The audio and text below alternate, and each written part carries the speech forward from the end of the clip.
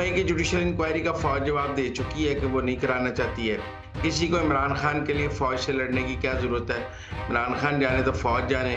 और इमरान खान को एक और सियासी शिकस्त हो गई। तहरीक इंसाफ ने और जजों ने ट्रिब्यूनल के मामले को इतना मुतनाज़ बना दिया है कि मुझे तो अगले 6 माह ट्रिब्यूनल में कोई केस कर लगता नजर नहीं आ रहा। ये बाबर आजम और रिजवान से लेकर तमाम सीनियर क्रिकेटर्स को 2 साल के लिए पाबंदी लगा दें।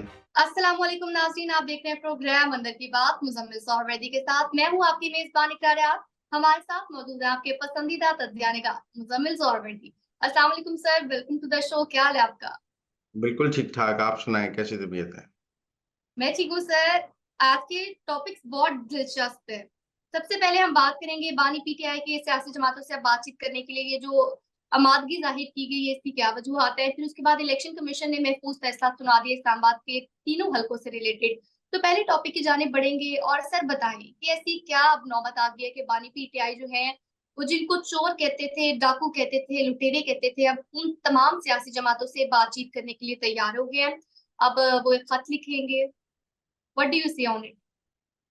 वो खत लिख रहे हैं सुप्रीम कोर्ट को, कि सुप्रीम कोर्ट ने उन्हें कहा कि आप सियासी जमातों को से बात करें। वो सुप्रीम कोर्ट को खत लिख रहे हैं कि मैं सियासी जमातों से इन 3 शर्तों पर बात करने के लिए तैयार हूँ कि मेरा मैंडेट वापस किया जाए, 9 मई के जुडिशियल इंक्वायरी कराई जाए और साथ-साथ जो तीसरी उनकी शर्त है कि मुझे फेयर ट्रायल दिया जाए। अब सूरत-ए-हाल ये है कि सियासी जमातें उनको मैंडेट कैसे वापस कर सकती हैं, क्या करें? इमरान खान साहब का मौक़िफ़ है कि वो 180 सीटें जीते हुए हैं। अब सियासी जमातें उनको क्या करें? 180 सीटें दे दें, अपने बंदे हरवा लें और उनको जितवा दें। अगर आप इस शर्त पे मुज़ाकरात करना चाहते हैं, तो इस शर्त पे मुज़ाकरात हो ही नहीं सकते। कौन-सी सियासी जमात है जो अपनी सीटें ख़त्म करके आपको दे देगी कि अच्छा जी, हम आपसे मुज़ाकरात करना चाहते हैं खान साहब, तो आप ऐसा करें हमारी 100 सीटें आप ले लें। तो आप ताकि हम आपसे मुज़ाकरात कर सकें। भई ये कौन मुज़ाकरात करेगा? आप किसी से कहें कि अपनी गर्दन काट के टेबल पे रख दो, मैं तुमसे बात करना चाहता हूँ। जब गर्दन ही कट गई, मुज़ाकरात किस बात की? जब उनकी हुकूमत ही खत्म हो जाएगी, वो आपको सीटें देते हैं, तो फिर उन्होंने आपसे बात क्यों करनी है? आप छीन लें। आप में हिम्मत है तो आप छीन लें, फिर वो प्लेट में रख के तो आपको नहीं देगा ये सीटें। दूसरा है 9 मई की जुडिशियल इंक्वायरी कराई जाए। 9 मई की जुडिशियल इंक्वायरी का फौज जवाब दे चुकी है कि वो नहीं कराना चाहती है। फौज उनका ट्रायल कराना चाहती है। फौज का मौक़िफ़ है कि ये जुडिशियल इंक्वायरी का केस ही नहीं है। लिहाज़ा इ कौन-सी सियासी जमात है जो इमरान खान के कहने पे 9 मई की जुडिशियल इंक्वायरी कराएगी? ये मामला इमरान खान और फौज के दरमियान है, इसमें कौन-सी सियासी जमात आएगी? उन्होंने कुछ सियासी जमातों के दफ्तरों को तो आग नहीं लगाई, फौजी तनसीबात को आग लगाई है। फौज का मौक़िफ़ है उनके मिलिट्री ट्रायल होने चाहिए और फौज अपने हर प्रेस रिलीज़ में अदलिया को कह रही है कि आप 9 मई के ट्रायल बर वक़्त नहीं कर रहे, 9 मई के मुल्ज़मान की ज़मानतें होती जा रही हैं, 9 मई के मुल्ज़मान को छोड़ा जा रहा है। फ़ौज अदलिया से गिला कर रही है। कौन-सी सियासी जमात है, जो इमरान खान का ये मशवरा मान लेगी कि 9 मई की जुडिशियल इंक्वायरी कराई जाए? भाई, आप खुद जब इक़्तिदार में आ जाएँ, तो आप 100 बिस्मिल्लाह आप करा लेना, लेकिन मुझे नहीं लगता कोई भी सियासी जमात इस वक़्त इमरान खान से इस एजेंडे पर गुफ्तगू कर सकती है कि 9 मई की जुडिशियल इंक्वायरी कराई जाए। किसी को इमरान खान के लिए फ़ौज से लड़ने की क्या ज़रूरत है? इमरान खान जाने तो फ़ौज जाने। तीसरा उनका जो मुतालबा है वो ये है फेयर ट्रायल का। क्या फेयर ट्रायल किया दिया जाए? फेयर ट्रायल में एक तो ये है कि इमरान खान की मर्ज़ी के जजों को उनके केस लगा दिए जाएँ। फेयर ट्रायल हो जाएगा। दूसरा फेयर ट्रायल की क्या निशानी है? वो ये कह रहे हैं कि मौजूदा जज उनको फेयर ट्रायल नहीं दे रहे, तो क्या करें? जज अमेरिका से इम्पोर्ट कर लें, बांग्लादेश से ले आएँ, कहाँ से पाकिस्तान के जजों ने उनका मुकदमा सुनना है, वो क्या कहेंगे कि फेयर ट्रायल किस अदालत से उनको फेयर ट्रायल नहीं मिल रहा और उस अदालत का हुकूमत या सियासी जमातों के पास क्या हल मौजूद है? देखिए, सियासी जमातों से आपने मुज़ाकरात करने हैं, तो जमहूरियत को मज़बूत करने में मुज़ाकरात कर सकते हैं। आपको आईनी तरमीम पर मुज़ाकरात कर सकते हैं। आप किसी आईनी पैकेज पर मुज़ाकरात कर सकते हैं। आप किसी चार्टर ऑफ इकोनॉमी पर मुज़ाकरात कर सकते हैं। आप मुल्क में किसी चार्टर ऑफ डेमोक्रेसी पर मुज़ाकरात कर सकते हैं। आप मुल्क की तरक्की और खुशहाली के लिए किसी बात पर सब सियासी तौर पे इकट्ठे होके काम कर सकते हैं। मुस्लिम लीग नून और पीपल्स पार्टी ने चार्टर ऑफ डेमोक्रेसी किया था, आप चार्टर ऑफ इकोनॉमी कर लें। पर आप ये जो इमरान खान शर्तें रखता है, इन पर कौन उससे बात करेगा? ये तो ऐसी शर्तें हैं, वो आसिम मुनीर को कहते हैं, मुझे वज़ीर-ए-आज़म बना दो, मैं तुम्हारे खिलाफ जितनी कैंपेन चला रहा हूँ, मैं खत्म कर दूँगा। भई वो क्यों आपको वज़ीर-ए-आज़म बना दे? सिर्फ जो आप जो गालियाँ निकालते हैं, उस गालियों के खौफ से कोई आपको पता नहीं इमरान खान को किसने बताया है कि जब वो और उसके लोग गालियां निकालते हैं तो अगला दबाव में आके आपको वजीर आजम बना देगा। मुझे नहीं ये समझ आती कि ये किसने इमरान खान को ये पट्टी पढ़ाई है कि अगर वो लोग जो है उसकी गालम गलोच से तंग आकर उसको इक्तदार दे देंगे। उसकी गालम गलोच से तंग आकर कोई उसको इक्तदार नहीं देगा। आसिम मुनीर मिलने के लिए भी तैयार नहीं होगा कि कोई मुझे गालियां निकाले, मैं उसके के जाके उससे सुलह कर लूंगा गालियां का कि अच्छा अच्छा भाईजान मुझे गालियां ना निकालें, आपको जो चाहिए आप मुझसे ले लें। ऐसा नहीं होता सियासत में। मेरे ख्याल में वो सुप्रीम कोर्ट ने चूंकि उनके ऊपर एक अखलाकी और सियासी दबाव डाला है, उस अखलाकी और सियासी दबाव में एहतमाम हुज्जत के लिए इस खत को लिखने की कोशिश की जा रही है कि कल को कहा जाए कि हम तो सुप्रीम कोर्ट के कहने पे फौरन बात करने के लिए तैयार हो गए थे, दूसरी सियासी जमातें नहीं तैयार हुई। भाई सियासी जमातें आपके एजेंडे पर आपसे बात नहीं करेंगी, वो किसी कॉमन एजेंडे पर बात हो सकती है। अब आप अगली पार्टी से कहें तुम अपनी गर्दन मेरी मेज पर रख दो, मैं तुमसे बात करना चाहता हूँ, वो कहेगा भाई जब गर्दन ही मेज पे रख दी तो बात क्यों करनी है। लिहाजा मुझे लगता है कि इमरान खान से इस मुल्क में कोई बात नहीं कर सकता, कोई बात नहीं होगी और इमरान खान को एक और सियासी शिकस्त हो गई है। देखिए असद कैसर साहब पिछले 1 माह से तो जब से इलेक्शन हुए हैं, तब से मौलाना फजलुर रहमान के साथ इत्तेहाद बनाने की कोशिश कर रहे हैं। एक 6 जमातों का पहले इत्तेहाद बनाया गया तहरीक-ए-तहफ़्फ़ुज़ आइन, लेकिन फिर वो इत्तेहाद चला नहीं क्योंकि उसमें मौलाना फजलुर रहमान नहीं थे। फिर मौलाना के घर के काफ़ी चक्कर लगाए गए हैं। लेकिन अब मौलाना ने और एमल वली खान ने और कुछ जमातों ने बलूचिस्तान में एक और इत्तेहाद का ऐलान कर दिया अलग, जिसमें पीटीआई शामिल नहीं है। लिहाज़ा इसका मतलब है कि मौलाना ने फिलहाल तहरीक इंसाफ के साथ जाने का ऐलान नहीं किया। उन्होंने बलूचिस्तान और केपी की हद तक कुछ जमातों का इत्तेहाद बनाया है, जिसमें एएनपी शामिल है और बलूचिस्तान की कुछ जमातें शामिल हैं, जो आगे मिलकर जद्दोजहद करेंगी। लिहाज़ा अगर पीटीआई के साथ मौलाना चलने को तैयार नहीं, एएनपी चलने को तैयार नहीं, जो जो अपोज़िशन की जमातें हैं, तो ये हुक्मरान जमात किसी ने उनके साथ क्या चलना है और क्या बैठना है। मेरे ख़्याल में इमरान खान के साथ बातचीत का वक़्त गुज़र चुका है। इमरान खान को इस बात का अंदाज़ा करना चाहिए। देखें, एक उनकी ताकत थी और वो ताकत थी ओवरसीज़ पाकिस्तान के बाहर से गालम गलूच है। जिस दिन से डिजिटल फायरवॉल की खबर आई है ना, पूरे यू ट्विटर पे और फेसबुक पे सिर्फ वीपीएन चलाने का तरीका बता रहे हैं। ये देखें वारमॉल लग गई है, आप वीपीएन चला लें, आप वीपीएन चला लें। भाई फ्री का वीपीएन नहीं चलता। वीपीएन 100 पाउंड का है। कौन सा आम पाकिस्तानी आपका प्रोपेगेंडा देखने के लिए 100 पाउंड का वीपीएन चलाएगा और उस 100 पाउंड का वीपीएन डालेगा। जो अमेरिका में एहतजाज करना था टाइम स्क्वायर, वो भी कोई बहुत कामयाब नहीं रहा।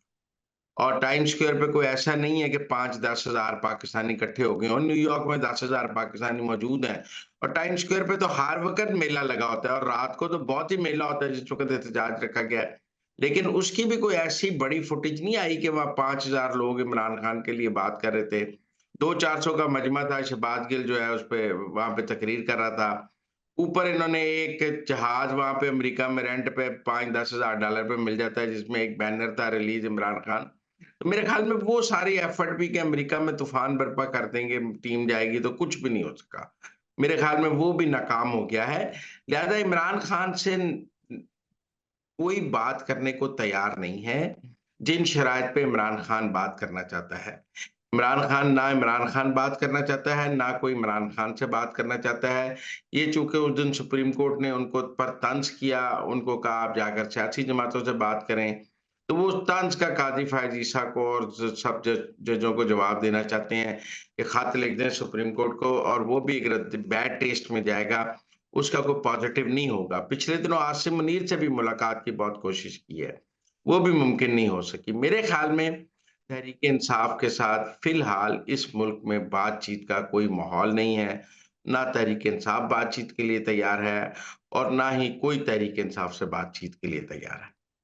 सर अब आगे बढ़ेंगे और बात करेंगे महफूज फैसले को लेकर। तो इलेक्शन कमीशन ने महफूज फैसला सुना दिया है और इस्लामाबाद के जो तीनों हलके थे ना, उनके जो केसेस हैं वो दूसरे ट्रिब्यूनल को मुंतकिल भी कर दिए हैं। और ये फैसला नून लीग की जो दरख्वास्त है, महफूज दरख्वास्त, उस पर सुनाया गया था जो अरकान ने दरख्वास्त की थी। इस मुतालिक आप क्या कहेंगे? कौन सी अंदर की बातें हैं जो हमें नहीं पता? बताइएगा। देखिए, पंजाब के ट्रिब्यूनल पहले ही रौले में पड़े हुए हैं। इस्लामाबाद के ट्रिब्यूनल से केस वापस ले लिए गए हैं। पंजाब के ट्रिब्यूनल्स पे लड़ाई ये थी कि वो ट्रिब्यूनल्स जो थे, जो साबिक चीफ जस्टिस है, जो अब सुप्रीम कोर्ट चले गए हैं, वो यूनिलैटरली जुडिशियल ऑर्डर से ट्रिब्यूनल बनाना चाह रहे थे, जो कि नहीं बन सकते। अब उसके खिलाफ आईसीए दायर हो जाएगी, नया चीफ जस्टिस आ जाएगा, उसकी इंट्रा कोर्ट अपील हो जाएगी, तो मुझे लगता है पंजाब के जो ट्रिब्यूनल्स हैं, उनका मामला भी 2-3 माह आगे चला गया, 4 माह।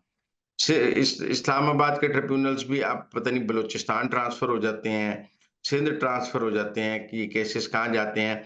क्योंकि ये भी इलेक्शन कमीशन को गिला था कि जब उन्होंने फॉर्म 45 जमा कराए थे, तो जज साहब ने वो थैला खोल दिया था, जो जो जो कि जज का इख्तियार नहीं था वो थैला खोलने का।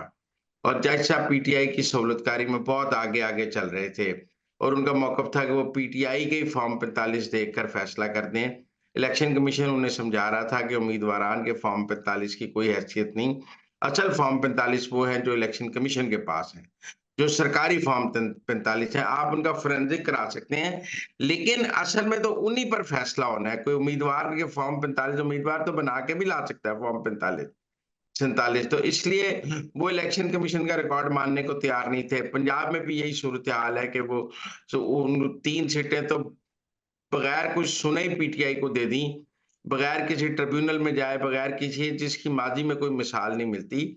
इसलिए मुझे लगता है कि तहरीक-ए-इंसाफ ने और जजों ने ट्रिब्यूनल के मामले को इतना मुतनाज़ बना दिया है कि मुझे तो अगले 6 माह ट्रिब्यूनल में कोई केस क लगता नज़र नहीं आ रहा। मुझे लगता है ये ट्रिब्यूनल्स की लड़ाई अभी 6 माह और चलेगी और कोई केस काबिल-ए-समाअत हो ही नहीं सकेगा। इधर से उधर जाएँगे, उधर से इधर जाएँगे, इधर से ऊपर चले जाएँगे, ऊपर से नीचे चले जाएँगे, लेकिन किसी केस की किसी ट्रिब्यूनल में कोई समाअत नहीं होगी, क्योंकि पंजाब के ट्रिब्यूनल भी सारे रौले में पड़ गए हैं। तो शायद करीम साहब के जुडिशियल ऑर्डर की वजह से इलेक्शन कमीशन उस पे आईसीए में चला जाएगा, फिर वो सुप्रीम कोर्ट तक लड़ाई जाएगी। फिर इस्लामाबाद के ट्रिब्यूनल भी रौले में पड़ गए हैं। उन पर भी अब इसी तरह लीगल साइड पे लड़ाई शुरू हो जाएगी, जुडिशियल लड़ाई शुरू हो जाएगी। तो मुझे लगता है जो ट्रिब्यूनल्स वाला मामला है, ये बहुत हैंडल हो गया है और अब तहरीक-ए-इंसाफ को इसमें शिकस्त हो गई है। अगर किसी का ख़्याल था कि तहरीक-ए-इंसाफ को ट्रिब्यूनल से सीटें वापस मिल जाएँगी, मुझे लगता है ट्रिब्यूनल ही ख़त्म हो गए हैं, तो सीटें कहाँ से वापस मिलनी है। तहरीक-ए-इंसाफ ने जल्दी-जल्दी में ट्रिब्यूनल्स को इतना मुतनाज़ कर दिया कि कोई भी इन ट्रिब्यूनल्स में अपने केस सुनवाने के लिए तैयार नहीं है। अब जब तक पंजाब के नए ट्रिब्यूनल्स नहीं बनते हैं, नया चीफ जस्टिस आता है, वहाँ आईसीए होगा, नई कंसल्टेशन होगी, से इस्लामाबाद में भी इसी तरह यहाँ तो नया ट्रिब्यूनल बनेगा, यहाँ मुझे लगता है इस्लामाबाद के केस कहीं बलूचिस्तान चले जाएँगे। तो इसलिए मुश्किल ट्रिब्यूनल्स का मामला है और ये ट्रिब्यूनल्स की लड़ाई जो है, ये तहरीक-ए-इंसाफ की उम्मीदें जो है ना, वो सारी दम तोड़ गई हैं मैंडेट वापसी की, ये वो, ये बिल्कुल बात गोल-गोल घुमा के ना तो गोल चक्कर ही बन गई है। बहरहाल क्रिकेट पर भी मैं बात करना चाहता था आपसे। लोग बहुत दुखी हैं और वो मोहसिन नकवी साहब ने भी कहा है कि बड़ी सर्जरी की ज़रूरत है पाकिस्तान की क्रिकेट टीम की। मैं समझता हूँ कि ये क्रिकेट टीम यूनाइटेड नहीं थी, जिस तरह पाकिस्तान के हम बतौर कौम यूनाइटेड नहीं हैं। जिस तरह सियासी जमातें लड़ रही हैं, इसी तरह क्रिकेटर भी आपस में लड़ रहे थे, ग्रुप थी, द ग्रोहबंदियाँ थीं, एथनिक था, ये पठान ग्रुप है, ये पंजाबी ग्रुप है, ये बाबर आज़म का ग्रुप है, ये शाहीन अफरीदी का ग्रुप है, ये फलाँ का ग्रुप है, इमाद वसीम को नहीं खिलाना, फलाँ करना है, सिफारशी है, पर्ची है। ये सब ने पाकिस्तान की क्रिकेट को तबाह किया है, जैसे सियासत को तबाह किया है, जैसे मईशत को तबाह किया है। कोई अकेली क्रिकेट तो तबाह हुई नहीं है।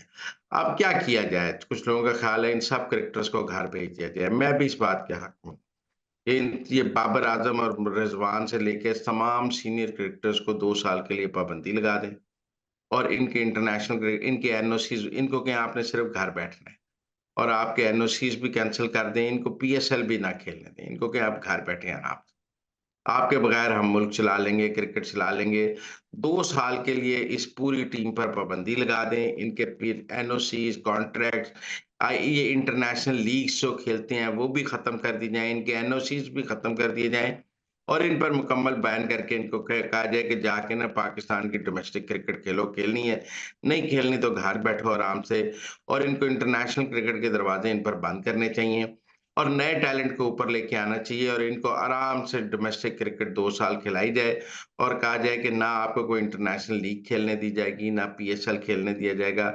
जाएँ क्लब क्रिकेट खेलें, डोमेस्टिक क्रिकेट खेलें, कायदे-आज़म ट्रॉफी खेलें, ये मैचेस खेलें, फिलहाल आपके लिए ऊपर कोई जगह नहीं। ठीक हो गया। तो नाज़रीन, ये थी आज के अंदर की बातें। आपसे मुलाकात होगी अगले प्रोग्राम में। हमें दीजिए इजाजत। अल्लाह ने के बाद।